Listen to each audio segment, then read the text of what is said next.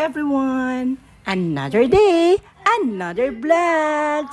So now we are in Atlantis Aqua Venture. So ano nga ba ang makikita natin sa Atlantis Aqua Venture? So we have a lot of rides, a lot of pool, a lot of swimming pool, arcade, and a lot of activities. So siguro ang Atlantis, marirate ko from 1 to 10. 10. Outstanding. Kasi isa siya sa pinakamagandang place o aquaventure na napuntahan ko. Kasi kumpleto na siya.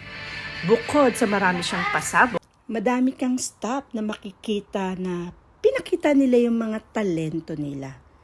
Katulad na lang ni ate girl na naka-costume with the colorful and pink wig. So pinakita niya yung talent niya sa pagpapalobo ng mga balloons sa pamamagitan ng water at sabon. Kagaya ng ginagawa natin ng mga kabataan natin sa Pilipinas. So halos yung mga staff may kanya-kanya silang talento. Kasi habang naglalakad ka, may kanya-kanya silang mga pasabog na ginagawa. Katulad nung isang nadaanan ko, may hawak siyang parang aluminum na pinapalipad niya sa ere. So, isa pa sa mga nakita ko sa Aquaventure, yung connecting beach na nakakonect sa kanya. So, isa to sa mga place na maganda. Kasi, punong-puno siya ng attraction. So, meron din siyang tambay mode area na kung saan pwede tumambay yung mga tourists. At syempre, pwede ka rin mag-volleyball. Pag medyo pagod ka na sa pagra-rides, so pwede kang pumunta sa area na yan. Ano pa ba yung nakita ko sa Atlantis? So, kaya lang, napansin ko lang sa Atlantis. Siguro dahil sa madami ring turista na nakapaligid. So, halos 2 hours kang pipila per rides para matapos mo yung mga rides. So, ibig sabihin, hindi mo talaga siya kayang gawin o hindi mo talaga siya kayang libutin o gawin yung mga attraction within 1 day.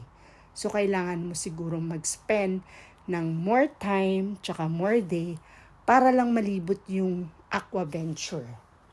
So, nahalin tulad ko siya sa Disneyland Japan na pinuntahan namin before. Super laki ng place, super dami ng ginagawa, super dami ng pwede mong gawin. At saka, isa sa mga nakita ko rin sa Atlantis, meron siyang arcade area. Yung arcade niya, super dilim niya sa paligid ng arcade. Pero amazing siya kasi nakakonect siya dun sa Aqua Venture. Meron siyang parang daan o hagdan na pwede mong pasukan. Then paglabas mo, arcade area na siya. And then after that, nakakonect din siya sa mall kung saan pwede kang mag-shopping kung mahilig kang mag-shopping. And then, after that, meron din akong nakitang, yung tinatawag nating The Lost Chamber Aquarium.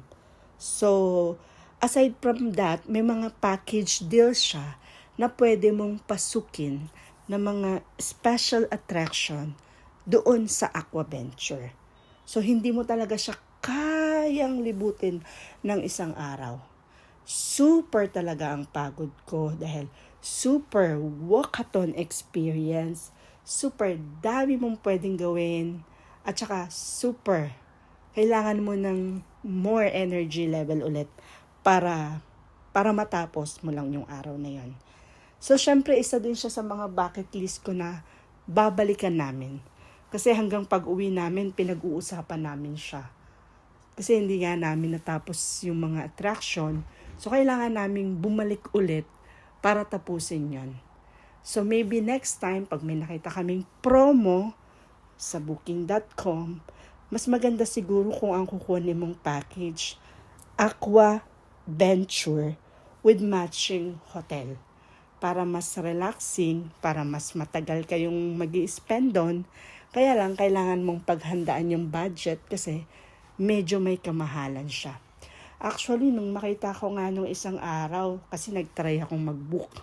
Kaya lang, nung nakita ko yung price niya, nawindang ako sa price. Alam mo ba kung magkano? 7,585, which is ang kapalit niya na pagpeso 120 per day kung meron siyang Aquaventure with hotel accommodation. So super mahal niya. So super hindi practical niya. Siguro pag ako na si Manny Pacquiao, pwede ko nang gawin yan. Pero pwede rin naman kung mag-aantay ka ng mga promotion sa internet o sa online. Like yung Kubon or yung Groupon.com. Medyo kailangan abangan mo lang siya. So, siyempre, shout out rin sa mami ni Kiara na nagbigay sa amin ng special ticket or discount ticket. Kasi super naka-discount kami dito. First time kong maka-discount sa pinuntahan naming adventure. So, thank you! At syempre, nagkataon din na birthday din ni Kiara. So, pumunta kami sa birthday niya. Umaten kami ng birthday niya. So, makikita mo rin na tuwan-tuwa lahat ng mga bata na umaten. So, nakakatuwa silang pagmasdan. Kasi, sunod-sunod sila. Tapos, sa bawat attraction, lipat sila ng lipat. So, as supportive mother, pagod-pagodan din ako dahil super sunod ako sa mga bata. Pero makikita mo yung happiness nila nung araw na yon. Dahil sobrang saya. Sobra. Ang dami mong pwedeng gawin.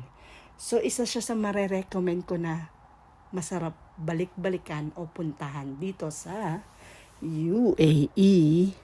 So ano pa ba yung ginawa ko sa Atlantis? So sa Atlantis, nakamit ako ng mga bagong friends. So, siguro isa yun sa di ko rin makakalimutan. Marami akong mami na nakausap ng araw na yon. Yung mga mami na kaklase ni Bunso. Na ngayon ko lang din sila na-meet at saka nakilala. So, ang sarap nilang kausap. So, mauubos yung oras namin sa kakakwentuhan, sa mga kaganapan sa buhay, at syempre, sa tawanan. Para bang matagal na kami magkakakilala sa tagal naming nag-uusap. So, thank you sa dalawang mami na nakakwentuhan ko kanina habang nagsiswimming ang mga bagets.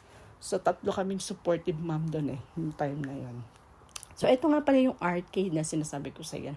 Nakakonect doon sa Aqua Adventure. So, dito mo makikita yung kakaiba. And then, after that, pumunta rin ako dito sa rides na to. Kaso hindi ko siya trinay kasi super haba ng pila.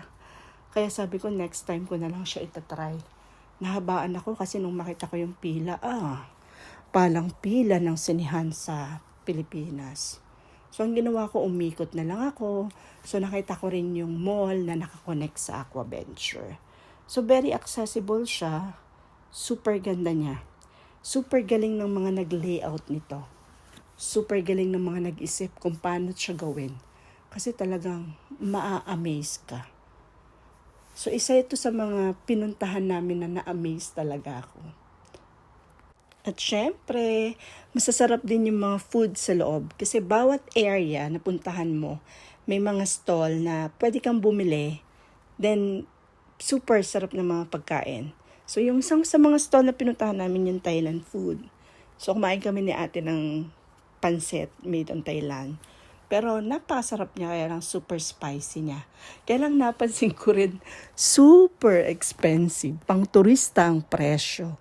Kasi yung presyo ng isang mango juice, 50 dirham. So which is equivalent na yun sa peso ng 780. Isang pirasong mango juice lang. So kaya binibiro ko yung mga staff. Kasi mostly, ng mga staff, kabayan siya. Sabi ko super mahal. Pero okay na rin kasi at the same time mabubusog ka. And then kakaiba yung lasa ng mga food nila. So super busog din ako.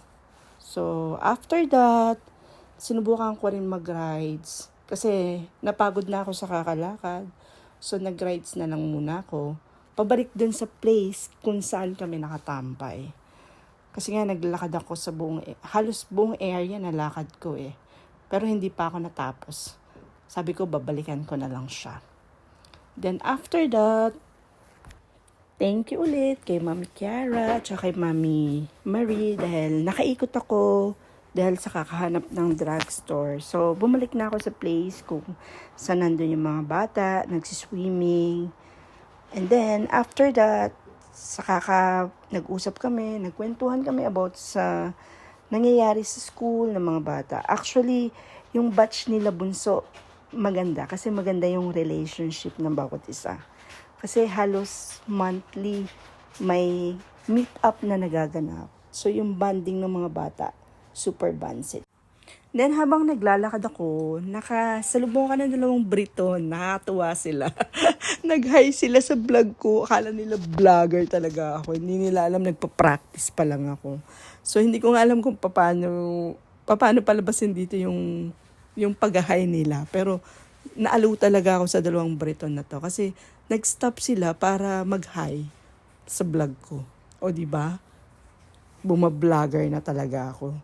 So, nakakaaliw lang kasi makikita mo rin ang babait ng mga taong nakapaligid sa'yo.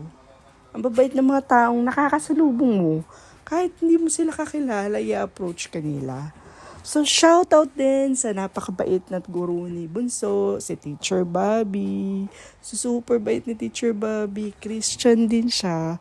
So, super hands-on niya sa mga bata.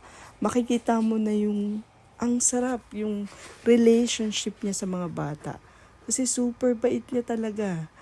Yung hands-on siya. So, sunod-sunod siya sa mga bata. So, thank you, teacher. So, kahit ngayon lang tayo medyo nagkausap ng matagal. So, nakita ko yung kabaitan mo. So, super amazing yung trip na to.